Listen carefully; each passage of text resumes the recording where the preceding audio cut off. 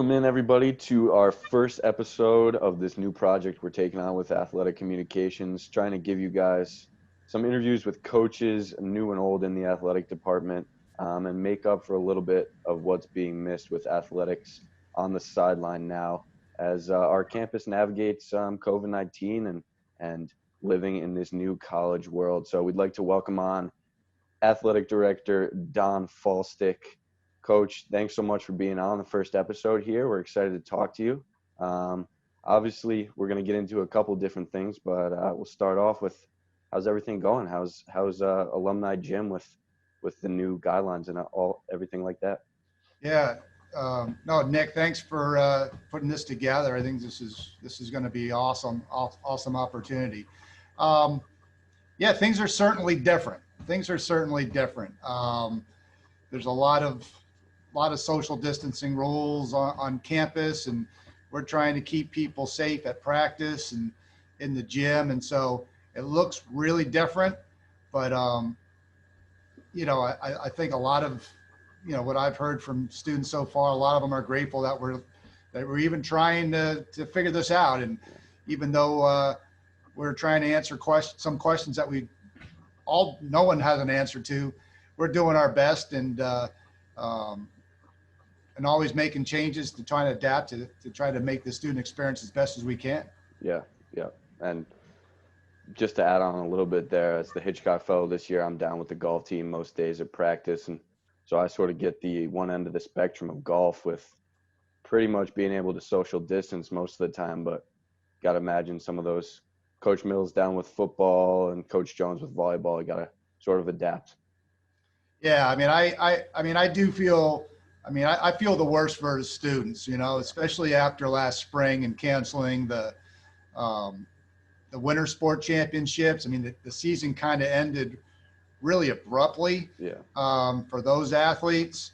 And then with the spring season, then obviously with the spring season and then coming into the fall, it's just been really challenging for our students. And I really admire how they, have taken on the challenge and trying to do what they can to, not only pass some time away on campus, but, to keep working at what they love. Yeah, absolutely.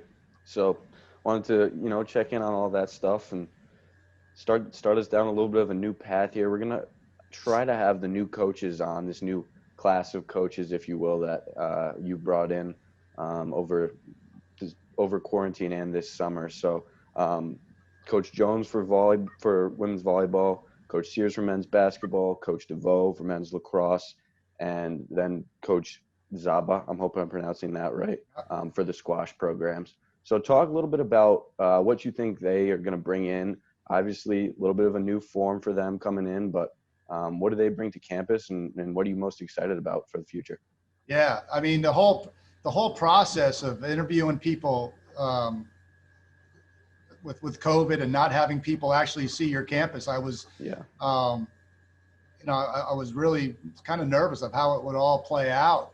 How many people be interested, or how many people could, how many candidates you get. But it was amazing, and I think it just speaks to what Amherst and the brand of Amherst has, and Amherst Athletics, and says a lot about our students and a lot about the coaches that we already have, and that people were excited about, being here, despite all the challenges of not interviewing or not being on campus and so forth. But, the thing that jumps out about these coaches, no different than, all the other coaches, is that they're just really good people, and they're just committed to student athlete experience.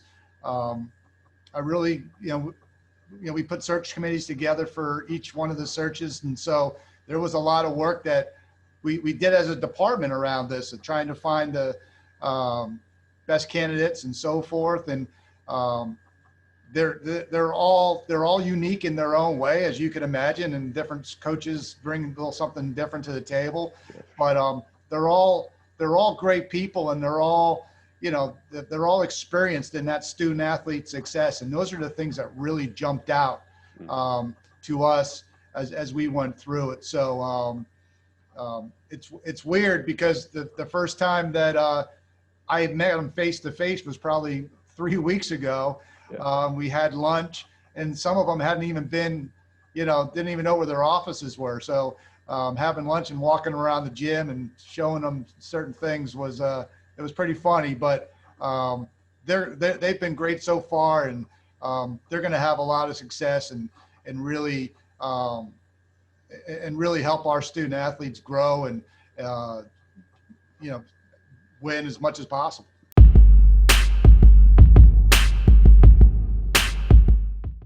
Want to get in a little bit to your own coaching career. Obviously, before becoming the athletic director, assistant coach of the football team and coach of women's softball with some prolific seasons under your belt, 4 NESCAC championships with football, 2 undefeated seasons, and the first NCAA berth for the softball team.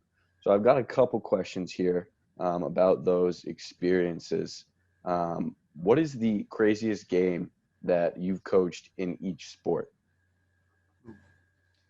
Kind of a loaded question. Yeah, kind of loaded, but I think the first Amherst Williams game in 1997, 48-46, that we were down by 21 points. We came back. We were ahead by 21 points. There were some, we had a 2-point play that worked. It was just one of those games that was up and down and had a lot of scoring. And then they had, unfortunately, they had a first-year kicker that had never kicked a field goal. He hits the field goal with like a minute left, or not even a minute left, and we were up, by a point or whatever. So that was really my first taste into not only Amherst Williams, but just what a crazy that's the game that really that seems to be pretty exciting. And there were others, there are others. I mean, the Williams always brings a little bit different flair, but there have been other games against throughout the years, 17 years of coaching that were kind of hair, but that one kind of stands out. I mean, the other one stands out is in 2000 when we finally beat Williams for the first time, and beat them at home, but we beat them for the first time in I don't even know, maybe 20 years or something like that. And that's when the fields were tighter and people parked their cars. So you're probably like 4 years old at the time. Yeah. But the students and the fans, they rushed the field. They took the goalpost down, which probably isn't a really great thing or a safe thing, but it was really cool to be a part of. It was really cool to be a part of that. And anything that stands out from your years with the softball team? Softball, yeah. I mean, softball, there were, I think the run to the national championship was pretty good. Those were always pretty exciting games. I mean, but the things that stand out to me are the games that we played against Tufts. I mean, Tufts was kind of the team in the region, and Amherst back then, I mean, it was probably like the 3rd or 4th year we were a varsity sport. So we didn't really have that tradition and history of maybe some of the other teams. And so beating Tufts at home was nice. Beating them in the NCAA was nice. They never handled it really well, but I just remember that one game we played Tufts at home and we were down and came back. And for some reason, I'm thinking of Melissa Roja, who was a catcher and center fielder, and remember her scoring and people going nuts and stuff like that. And hope I have that one right, but we can fact check you on it. Yeah, fact check it, make sure I'm telling the truth. The other thing that in hindsight, looking back at it, we beat Wheaton that year to move on in the NCAA tournament. And our current coach, Jess Johnson, was on that Wheaton team. Oh, really? So that wasn't that all exciting game. I mean, it was tight, and so forth. But those games were pretty good. So I every once in a while I put a dig onto her about, the Wheaton game. Yeah. But As you should. we just had a really good teams. That Yeah. the softball stuff was so fun. We have really good teams, really good leadership. Jen Shea, the head coach of Wesleyan now, was captain and pitcher on that team, and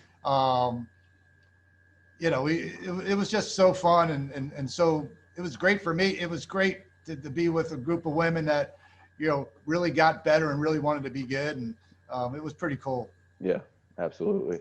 And just sort of a follow-up to that, you mentioned earlier how the winter sports didn't get to finish their seasons, and I was, absolutely gutted for the women's basketball team with the run that they were going on, and I was working the games down there, so that was tough to see. But since we're not going to have some NCAA championships this fall, can you talk a little bit about the difference in intensity, emotion when you make it to that NCAA tournament, even compared to, say, a NESCAC playoff game or a NESCAC regular season game?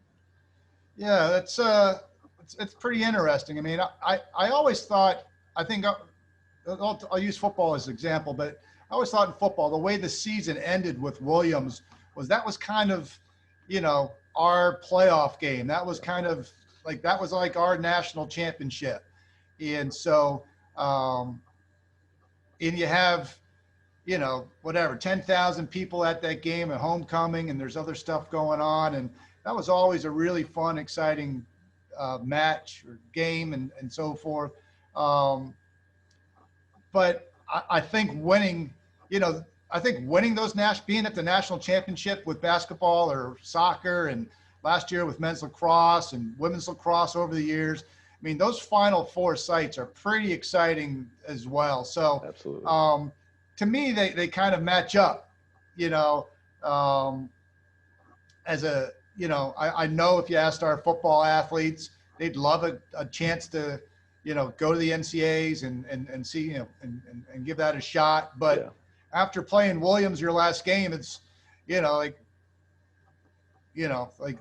almost, I think it would almost be anticlimactic a little bit. But they're both great in different ways. And there's just been some really, I mean, obviously when you're the best team in the country, that's that doesn't a little bit different. It's a little bit different than beating Williams, but the Williams thing is just a special and really good, good rivalry.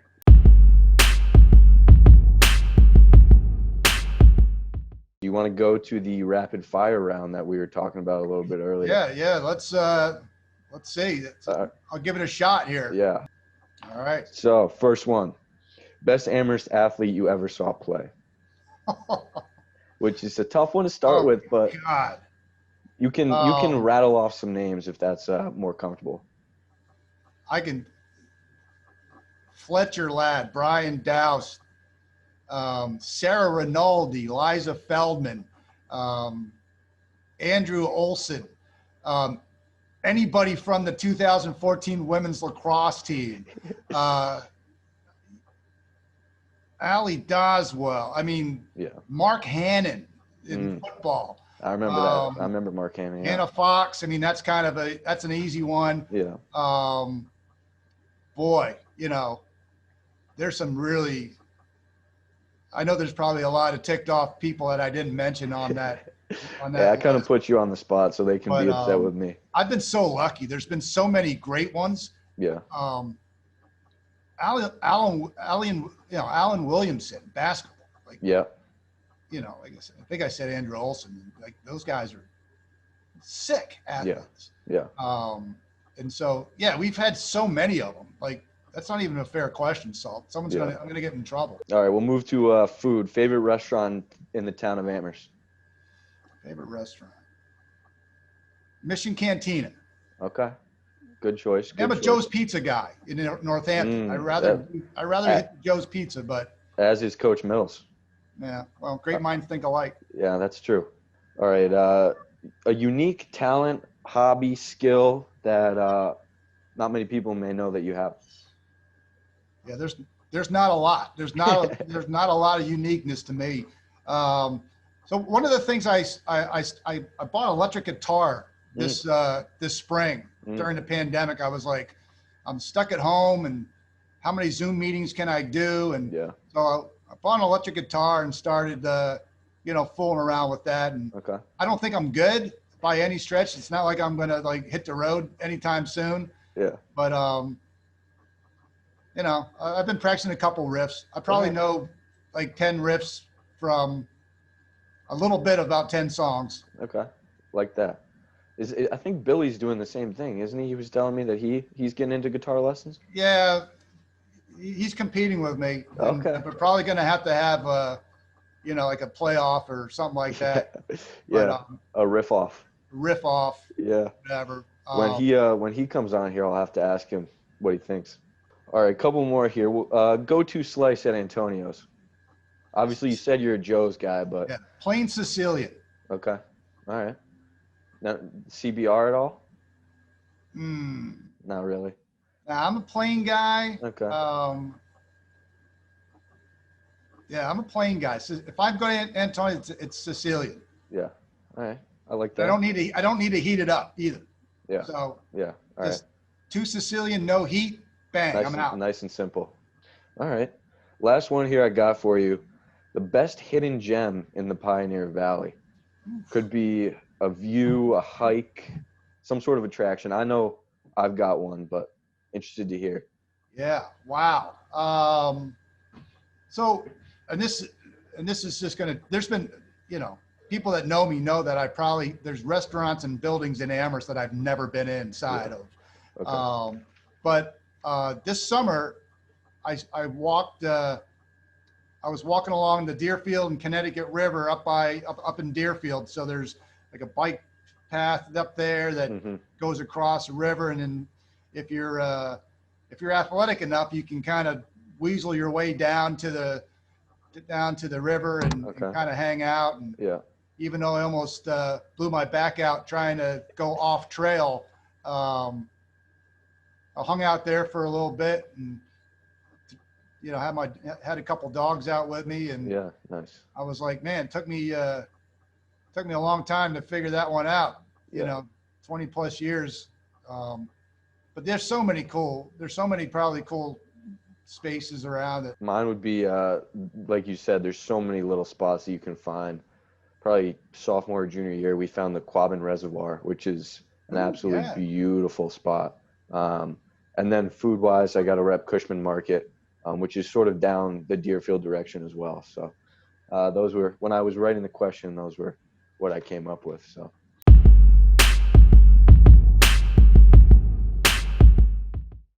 All right, we got 2 more for you here.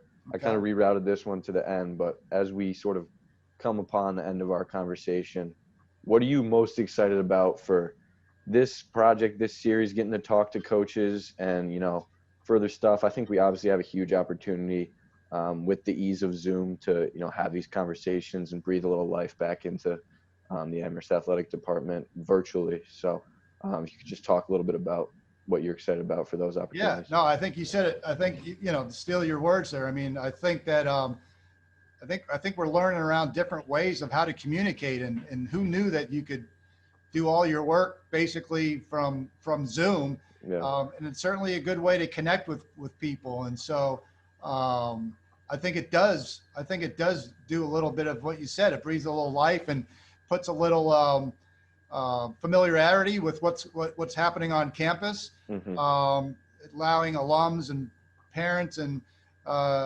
you know, other folks to kind of really get to know our students and what our students are about and what our department is about, and really highlight our students, right? And our student athletes. I mean, we have amazing kids here, as you know. You're one of them.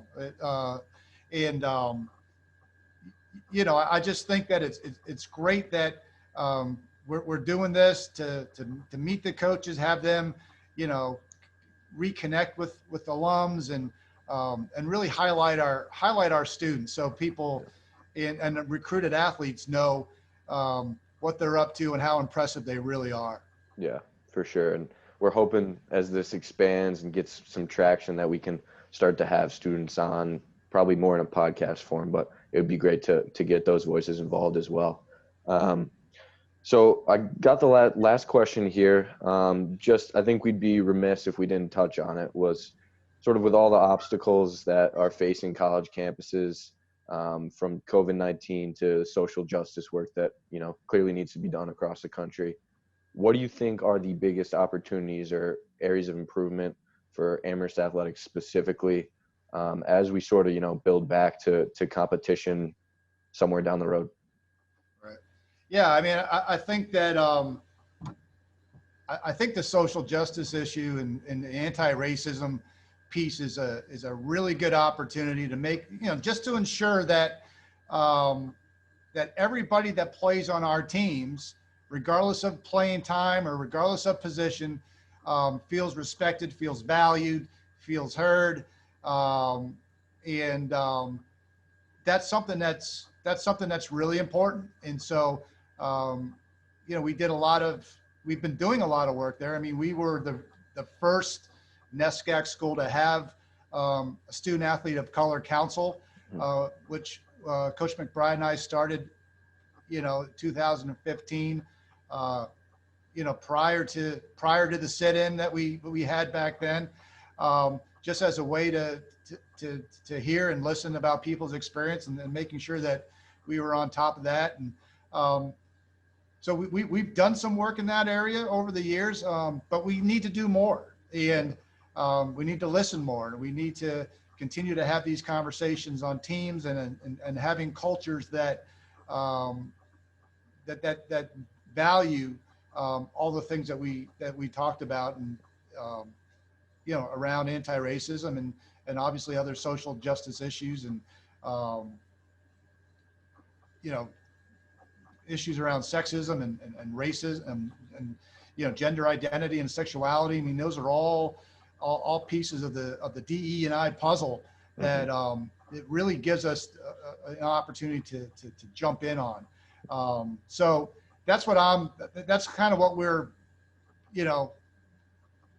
with the dead time. And I guess it's not really dead time, but I know all our coaches are heavily involved with, and their teams are, and reading books and hearing, seeing documentaries and doing whatever their team feels that they want to do, and continue to have these conversations to support all our athletes all our students on our campus, and develop a culture where our entire campus is really proud of what we're about, what we're trying to do. Yeah, absolutely. I think, educating yourself is huge, and I'm excited to have Billy on and talk about, these same sort of topics, because I think that'll be a great opportunity to educate ourselves even further within the context of Amherst specifically. So that's all I got for you, Coach. Thanks for coming out and being the guinea pig here with this series. I think the rapid fire went well, so we'll have to keep that around, but maybe change up the questions a little bit. Yeah, the rapid fire is good. I think this was great. But yeah, thanks to you, Nick, for volunteering to do this. This is going to be great. And everyone else on after me is going to be a heck of a lot better. So I hope I didn't deter people from watching other people and other coaches in the future. I think we're going to have the fall coaches on next week, so maybe a little bit of panel action. So that'll definitely be fun, be interesting to hear them talk about what they're doing for practice and stuff. So, all right, Coach, I'll let you go. Appreciate it. Thanks so much, and go Mammoths, huh? Let's go. All right. Thanks.